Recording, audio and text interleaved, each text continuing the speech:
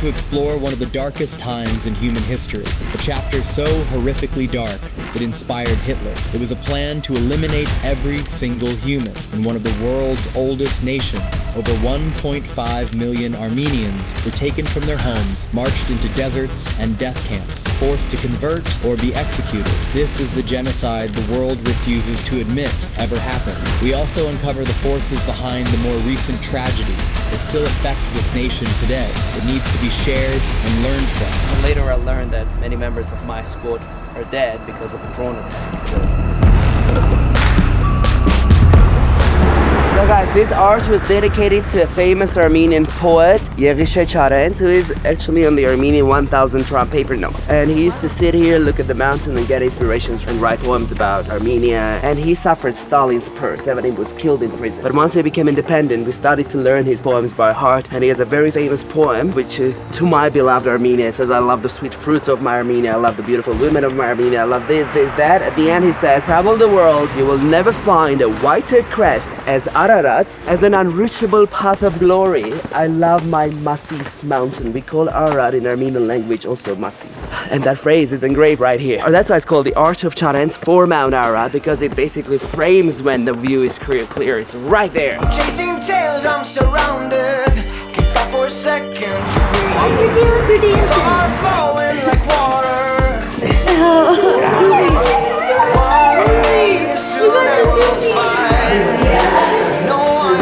Tell me he doesn't look like he's saying more specific. You gotta be more specific. You gotta be more than biblical. Oh, you're gonna hate me when I leave, though. This dog's majestic right now. He's looking at Mt Ararat. You like the view? Take me back to the jungle. Take me back to the Oh, whoa. Oh, amusement park. The first functioning amusement park we've seen in this country. Here's the platform on which once used to be the statue of Stalin. Once we were bringing his statue down, 2 men died. So his statue is also a murderer, not just him. And then afterwards we had to erect something which would symbolize our motherland. And she is holding a sword ready to protect its people. Hammer and sickle, the communism symbol. And up there the star with the SSSR on it. Good or bad, it was part of our history. And this is also a Second World War memorial, so that's the eternal flame for unknown soldier.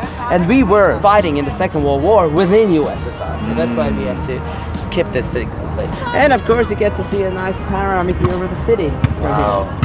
Yerevan. And this park is called Victory Park, Victory of Second World War. We still have some old Soviet things, but gradually they're all disappearing. They're installing new stuff in it. This lady is still alive, by the way, who posed for the face. Yeah. Oh, really? She's old now. Yeah. That's cool. They wanted to find a typical Armenian facial expressions, you know, with the sharp cheeks and your big eyes. But imagine forcing people to build a statue of you that big in a country. She was a simple lady. No, I mean, I'm talking about Stalin. Oh, Stalin? Yeah. Horrible. Yeah, I'm not talking about the lady. Oh, I want you right now, and I need you right now. It's your last day here. How do you feel? Just taking it in. I really do love this country. I'm gonna miss it, especially knowing it's weird that soon after we leave, they're probably gonna be in conflict again. I hate that. I really hate that. It's sad. I hope this can just stay nice. Totally with you. I have to return here. Think you're going to? For sure. I'd like to. Have to come with Hayk though. He's like the skeleton key to Armenia. Everywhere we go, Hayk is the most famous person. Everybody loves him. Hayk the Humble for Prime Minister. You heard it here first, folks. How you move. Nice to see. It's hell beautiful. She looks so strong and serious, and she's looking at Western Armenia, by the way.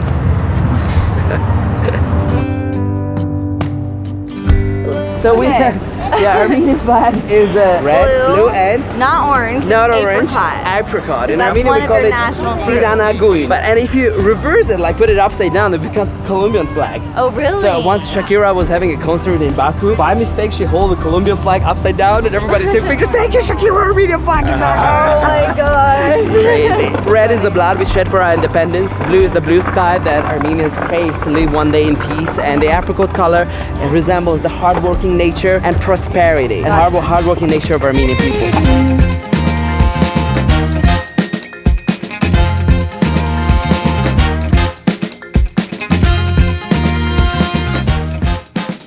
here we are visiting the main genocide memorial of the Armenian Genocide. There are many memorials, but this is the one that everybody comes on the 24th of April, which is the day of the commemoration. The memorial itself is a big achievement for Armenian nation because it was built in 1965, and during the Soviet times we were not allowed to talk about this. And after Stalin's death, those people who themselves had witnessed the genocide and they were survivors of the genocide, they started demonstrations. They were asking the Soviet government to give them a permission to have a memorial. And after all these demonstrations, on the 50th anniversary of the commemoration of Armenian Genocide, we got the permission to build a monument. And out of all these dramatic options, the most minimalistic one was chosen. There are 12 pillars leaning against the eternal flame, forming a torch which resembles the soul of all this 1.5 million. And the one which is rising from the ground, if you look carefully, it's comprising of two sections, that's Eastern and Western Armenia, and it rises towards sky, resembling the revival nature of Armenian people. We have been talking about the ministers of the Young Turks who conducted and organized the genocide, and Talat Pasha, the one who was one of the main organizers, the internal minister. During one of the interviews to a Dutch newspaper, the girl asked him,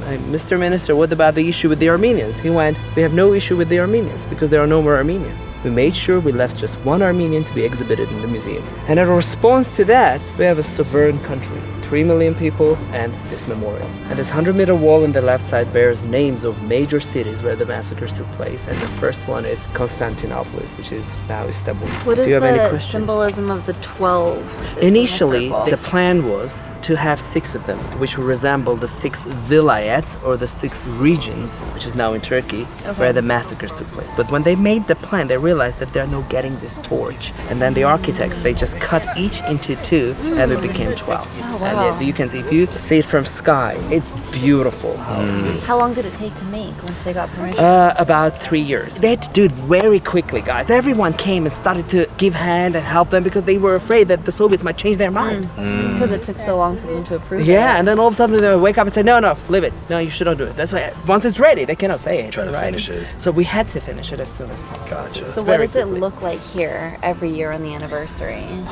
It takes 3 to 4 hours. We start walking down from the cliff, come here carrying flowers, and we put near the flame. It's a whole day thing. Maybe you would be interested why the genocide happened, isn't it? This is the main thing that many people, even many Turks, when they try to bring an excuse, saying that Armenians were traitors. Armenians joined Russians. They were fighting. Armenia was divided into 2. This part of Armenia was part of the Russian Empire, and most of Armenia was part of the Ottoman Empire. So there were cases that an Armenian had to fight an Armenian. But there has never been a case that Armenians were backing the Russians from the Turkish side. They were heroes of Ottoman Empire. And doesn't matter. Nothing in this world justifies the massacre of all those women and children. Nothing. And I can't go into the details to explain you the methods the Turks were using. It was inhuman how they were killing. And the main reason why the genocide happened is because of the ideology of Pan-Turkism. Turkey only for Turks, no other nation have place there, and they have been always dreaming about creating this one big Islamic country only for Turkic nations called Turan. If you pay attention to Erdogan's speeches, he constantly mentions that. Once he went to Germany, it has a very big community there, and said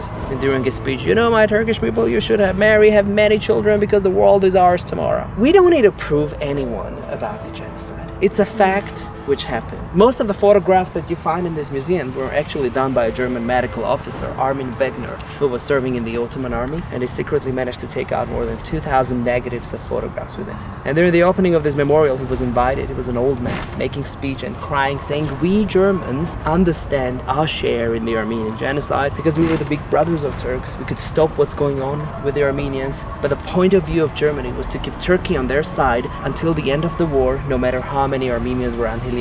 But Germany in 2018 officially recognized the Armenian genocide and condemned Turkey. This is a very important thing. Why am I specifically mentioning that? It's because when some countries in the world, they don't recognize Armenian genocide, bringing an excuse as if it's against their national interest, we say, hey, what about the Germans? No other country in the world has more national interest to Turks than the Germans. 10% of their population is Turkish. They managed to find the courage in them and say that this is a moral issue. We don't need to ask anyone. We have our own evidence. This was a genocide and we recognize it. And again, I'm hinting on a country called Israel. They don't recognize Armenian genocide. They were supposed to be the first ones to do that. Because remember what Hitler said? Who, after all, talks about the annihilation of Armenians? It all created the Holocaust. The atmosphere of being unpunished created this giant crime to the Jews.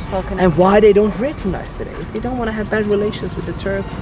I remember the recent mass when they were moving the capital from Tel Aviv to Jerusalem. It was all over the news. Erdogan was becoming really aggressive in his speeches. Netanyahu's son tweeted, "If you Turks keep on interfering into our internal affairs, we'll be left with no option than to recognize Armenian genocide." You can think about it, but you don't say it. This shows how immoral their politics is. So, out of curiosity, what's the downside of those countries, like Israel, recognizing the genocide? Let's do the question this way. Why, first of all, Turkey doesn't recognize Okay. it? For centuries, Turkey has been trying to prove the West world that they are a different country. They're a democratic country. And imagine all of a sudden the whole world pointing fingers on them. Hey, you were the ones who conducted the first genocide in 20th century. So that's the moral part of it. There is a legal part of it. Since US recognized officially the genocide with Biden, all the Americans who they have those Ottoman certificates of ownership, they went into the American courts asking for money. So this is the legal part of it. And now Israel is not recognizing it because Turkey is saying don't do that. Wait, so reparations were given to Armenians once the U.S. recognized the genocide? No, they can go and ask for a case. Are they ever saying, granted? I want this. There were cases that they had to send a quote to the Turkish government. Hey, this money. This Got it. property. So they go through the U.S. government. The U.S. government has then, relations with Turkey. Then goes And to Turkey and says, Turkey, hey, you need to give me us the this money. so we can give it to them. Okay, but if the Understood. government, if the president hasn't recognized of a country, if it's a presidential country, you don't consider that country has recognized it. Even though there could be like states recognizing it. The Senate had recognized it. The House of Representatives had adopted the resolution, but not the president yet. Is this like a monetary thing from Turkey to go, we don't want to recognize it because of the monetary downfalls, and then we have to kind of, that money goes to Armenia, which is essentially a competitor. Is that a reason? Because The whole thing is that Armenia should not be there. Imagine some people are just backing Armenia, and blaming a country on a genocide is a serious thing. Look what happened to Germany after all that. Right. Until now, they're paying money to Israel, etc. Sanctions and things. So that would be another burden on them. And who? Because of who? Because of the 3 million Armenians? We'll fight another war, blow up a couple of buildings, they'll be quiet again. So even like that, I didn't even know that to this day Germany pays reparations to Israel. I didn't Until even. now, they're paying money. They're paying.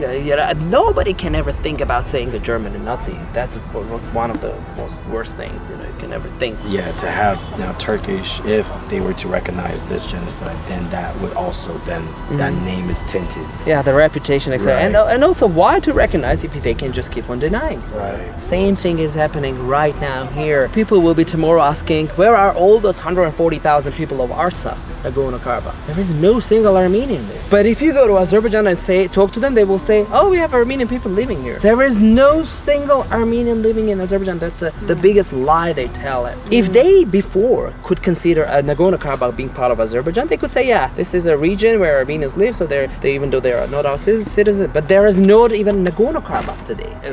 Did a mass exodus of this people. So now they don't have even more rights to say that. Let's take a gander. Take a look. Yeah.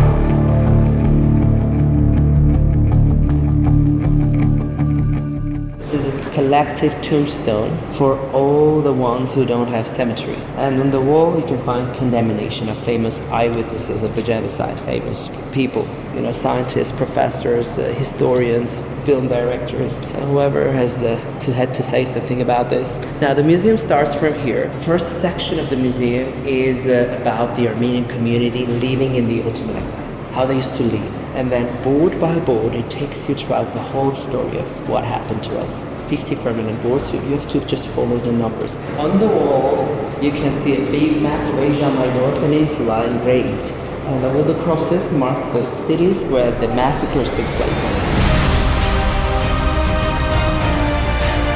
In 1915, the Ottoman Empire launched a systematic plan to erase Armenians from their homeland, a genocide that would claim over 1.5 million lives. People were forced on death marches across deserts, starved, executed, and stripped of their culture and identity. Churches and schools were destroyed, entire villages emptied, and children taken or forced to convert. While Armenians had survived centuries of invasions, nothing matched the scale and intent of this genocide. Many countries today have officially recognized this act as genocide, but not the one behind it. Even Hitler saw this silence as a green light, mentioning it in his speech before invading Poland.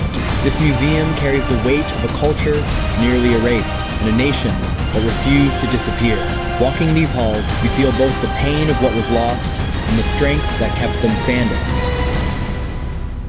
What are your emotions after going through all of that information? It's a lot to express right now. I'm still processing it. Processing. I think I understand it. I don't know. I'm more of a think deeper, more clearly about it later. Right now it ruminates, and then later it'll all start to register and make sense. Yeah, it's very heavy. Yeah.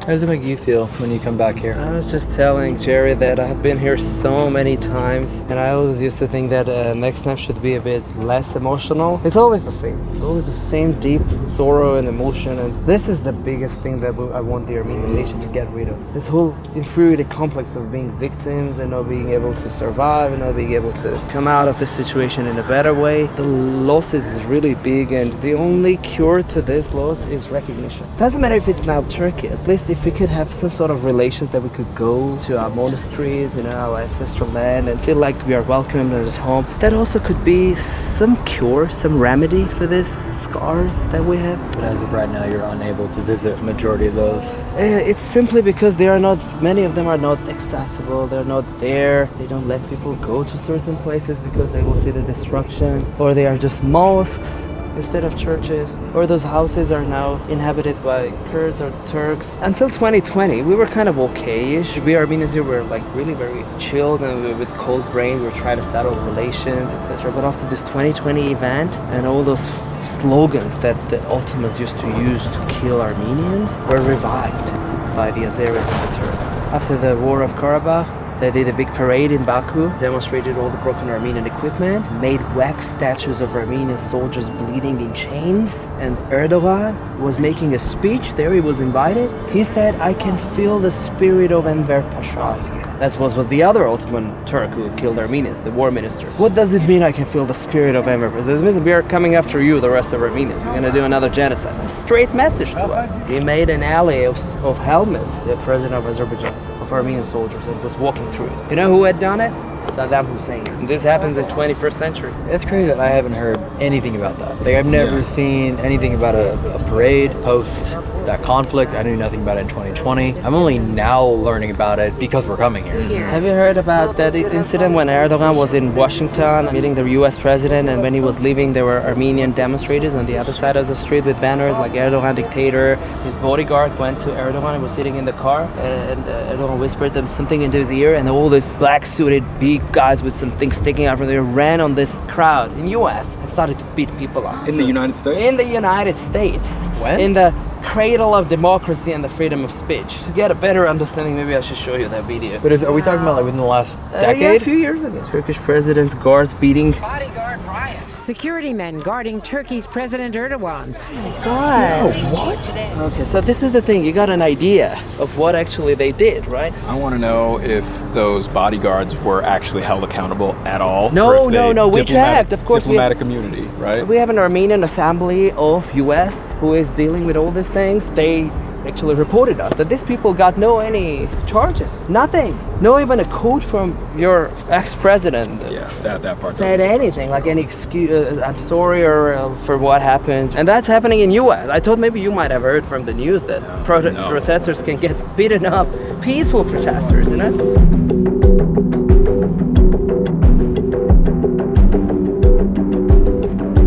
We've had a bunch of conversations in the car, and we've learned a lot about you and your involvement not only in Armenia but even in the current conflict with Azerbaijan. I actually had no idea that you served in the military. I feel like you'd be able to give the best picture and explanation of like what's happening in that conflict. The biggest problem of Armenian nation is also the internal troubles. We are not able to come to a consensus about things, and the enemy takes advantage of all these things. Whenever they see that Armenia is politically, economically weak from inside, they also try to do some assault. It resulted in the war that we faced just a few years ago, 2020, because there was a huge military disbalance. The Azeris knew it. They picked up a right moment when the attention of the world is somewhere else. Pandemic, okay, let's do one assault here. Ukrainian crisis, okay, that's another chance to get rid of the rest, okay, let's do that. The 2020 war was something different. We always were raised that we have the strongest army, we are very powerful, and the Russians would not let this to happen because Turkey, which is a NATO country, is supporting Azerbaijan, and Russia is having its interests here. So it doesn't matter how bad they are,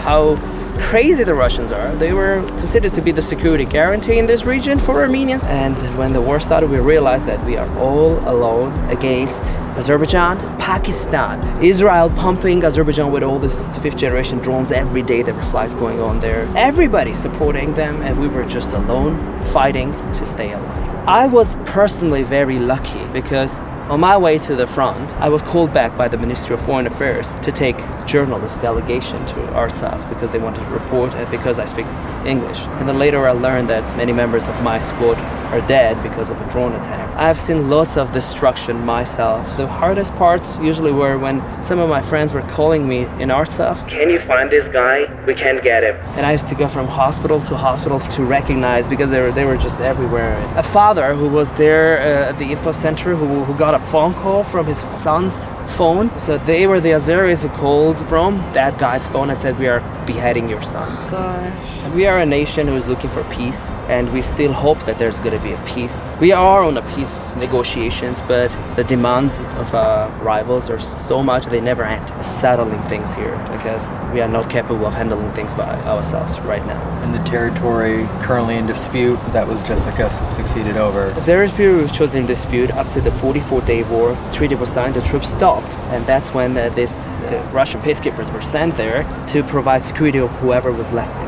And then with constant blockades, bombings, cutting gas and internet supplies, electricity, people were still courageous, they were still trying to survive there. Until in last year in September, they did a mass shelling of the capital Stepanakert. They opened the corridor and they were saying, no, you can stay, it's okay, you should stay and be citizens of Azerbaijan, we'll take care of you. It's nonsense, you know. People would never leave their kids under the bombs there. This dispute was artificially created by Stalin. In 1921, this whole region became part of USSR. Stalin did a wrong distribution of territories without taking account the history and the demography and who is living there, who is not living there, and created artificial conflicts, not only between Armenia and Azerbaijan, but between lots of Central Asian countries, Kyrgyzstan, Tajikistan, Uzbekistan, all of them. They have some clashes because of these artificial lines. They used to take up a pen and draw a line.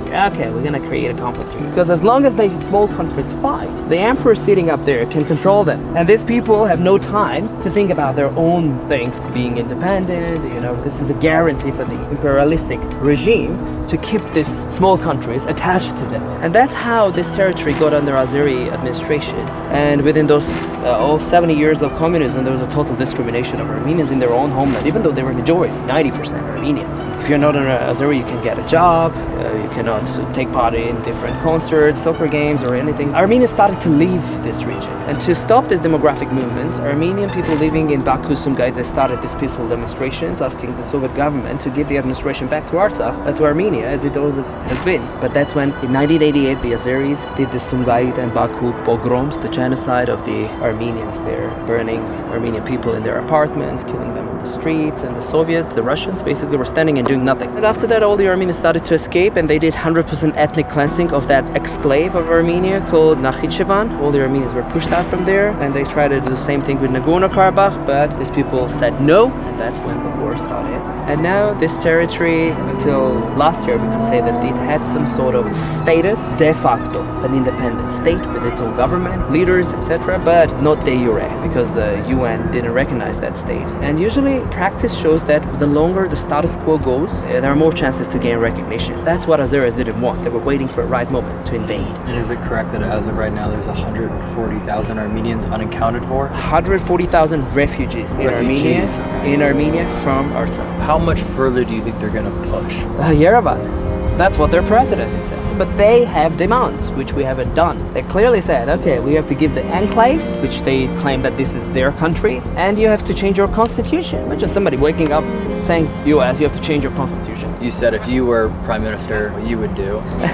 If I was the prime minister of Armenia, I'm open up, it's a free country, we can say anything, it's fine. So if I was the president, if I was the leader of Armenia, I would just call all the ambassadors and their military attaches and all the international media and make a very important announcement. We want to request that Russians with their embassy, with their artillery base, get the hell out of Armenia. The US, you're kind, you're nice, you're helpful, etc.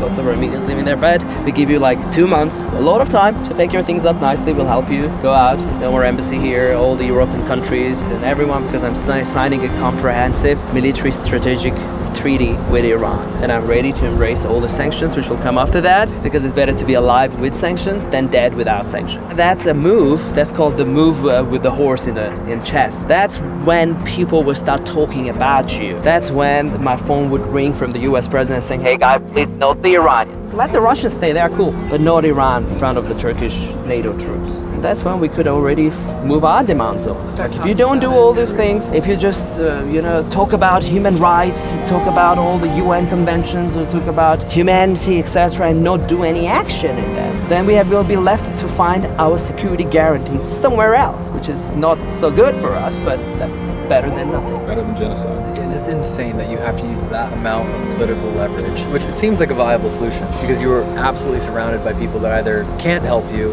or want to completely destroy you, annihilate your nation. Or the only other country willing to help Iran is because they would gain leverage with you right to the Black Sea, and positionally, those are your choices. We're going to turn into an ugly proxy of Iran. We don't want that to happen if we sign this treaty. I asked you this before, but I'll ask you this again. Why don't you run for office? Me? I don't know. Politics and immorality are synonyms, and I can't do that. But they don't have to be. I'm for every person working what they have been trained, educated, and raised for. That's why they're going to study. What are you trained, raised, and I studied business, and I'm a tour guide. So you make deals and you know history. Running a nation is a business operation, and what better than someone who has spent 15 years of their life dedicated to guiding and meeting every... We have not gone a single place where you do not know every single person we have run into. You know everything about everywhere we've been. And they all even the places you've never been before. You talked down the army in like 2 seconds. I flew a drone over a military base and you were like, it's fine. You know everything there is to know about this country. You wouldn't even have to campaign. You would win. You'd just be like, it's Hayk, and they'd be like, yes. Guys, I wish everyone in their sphere were that successful as I was. You see all these people who know me because I am in this sphere. No, that's and I'm not doing true. good in that's this not sphere. true. I want politicians to be good politicians. I want the doctors to be a good doctor. I do not believe that people know you because you are a tour guide. I believe people know you because you are who you are. Yeah, maybe. People may know your name because you're a tour guide, but they know you, and that is a key difference.